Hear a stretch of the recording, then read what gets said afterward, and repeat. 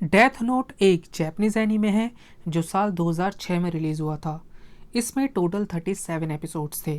ये एक ऐसा एनीमे है जो थ्रिलिंग होने के साथ साथ मोरली बहुत कॉम्प्लेक्स भी है। तो आज की इस वीडियो में हम इसकी कहानी, थीम्स और इसके कुछ इंपॉर्टेंट कैरेक्टर्स के बारे में बात करेंगे। तो बिना देरी किए तो चलिए शुरू करते हैं। डेथ नोट की कहानी की शुरुआत होती है शिनिगामीज की दुनिया से, जहां मौत के देवता रहते हैं। जैपनीज माइथोलॉजी के हिसाब से शिनिगामी एक से ज़्यादा हो सकते हैं। शिनिगामीज की ये दुनिया एक पोर्टल के जरिए पृथ्वी से जुड़ी होती है। एक दिन रियुक नाम के शिनिगामी से गलती से उसकी डेथ नोट पृथ्वी पर गिर जाती है। यह एक नोटबुक है जिसमें शिनिगामीज पृथ्वी पर मौजूद इंसानों के नाम लिखते हैं, जिससे उनकी मौत हो जाती है। हालांकि यह हमें जल्दी पता चल जाता है कि रियुक ने जानबूझकर अपनी डेथ नोट पृथ्वी पर गिराई थी। रियुक अपनी दुनिया में बोर हो गया था और उसे अपनी लाइफ में कुछ एडवेंचर चाहिए था। पृथ्वी पर 17 साल का एक हाई स्कूल स्टूडेंट जिसका नाम लाइट यागामी है, इस नोटबुक को उठा लेता है। लाइट इस नोटबुक पर लिखी कुछ इंस्ट्रक्शंस को पढ़ता है। फर्स्ट, इस नोटबुक में जिस किसी का भी नाम लिखा जाएगा वो मर जाएगा। सेकंड, जिस इंसान का नाम इस नोटबुक में लिखा जा रहा है, लिखने वाले के मन में उसका नाम और चेहरा दोनों होने चाहिए। ऐसा इसलिए क्योंकि दुनिया में एक नाम के कई लोग रहते हैं। ऐसे में सिर्फ नाम पता होने से काम नहीं चलेगा। थर्ड, नाम लिखने के 40 सेकंड के अंदर अगर मौत का कोई स्पेसिफिक कारण न लिखा गया हो तो मौत हार्ट अटैक से होगी। पहले तो लाइट इस बुक को सीरियसली नहीं लेता और इस नोटबुक को अपने साथ घर ले आता है। फिर लाइट टीवी पर न्यूज़ में देखता है कि एक आदमी ने 8 लोगों को हॉस्टेज बनाया हुआ है। न्यूज़ के जरिए ही लाइट को उस आदमी के नाम और चेहरे का पता चलता है।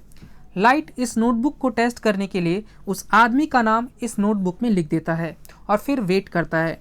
ठीक 40 सेकंड बाद उस आदमी की हार्ट अटैक से मौत हो जाती है।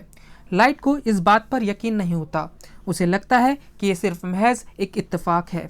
सड़क पर मौजूद कुछ बदमाश एक लड़की को छेड़ रहे होते हैं। लाइट इस नोटबुक को फिर से टेस्ट करने के लिए उन बदमाशों का नाम डेथ नोट में लिख देता है और उनकी तुरंत एक्सीडेंट में मौत हो जाती है। फिर लाइट जब घर पहुंचता है तो वहां उससे मिलने रियुक पहुंचता है। लाइट उसे देखकर थोड़ा घबरा जाता है, पर थोड़ी देर बाद वो खुद को संभाल लेता है।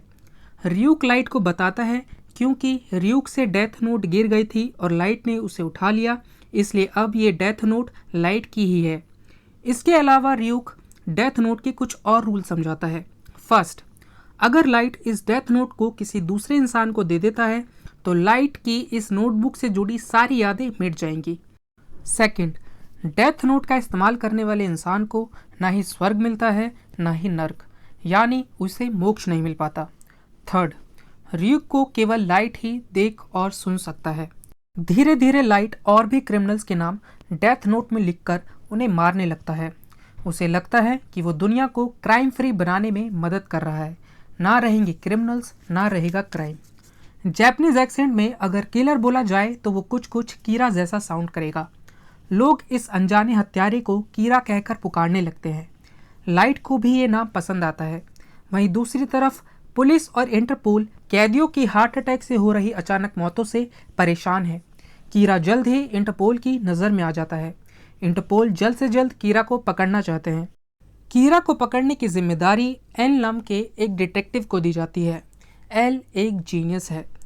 उसने दुनिया भर के मुश्किल से मुश्किल केसों को भी सॉल्व किया है। इंटरपोल को भी एल पर पूरा भरोसा है। एल को ये बात पता करने में देर नहीं लगती कि कीरा के पास अपने विक्टिम के नाम और चेहरे से जुड़ी जानकारी पहले से होती है। कीरा इसी का इस्तेमाल करके उन्हें मारता है। एल एक प्लान बनाता है। एल लाइव टेलीकास्ट के जरिए एक क्रिमिनल को एल बताकर कीरा को पकड़ने का चैलेंज देता है। इस क्रिमिनल को पहले से ही मौत की सज़ा सुनाई जा चुकी है, इसलिए एल इसकी ज़िंदगी के साथ एक गैम्बल लेता है। वीडियो में बताया जाता है कि ये फुटेज पूरे जापान में दिखाई जा रही है, पर यह सच नहीं होता। ये फुटेज जापान के कुछ स्पेसिफिक रीजन में ही दिखाई जा रही होती है।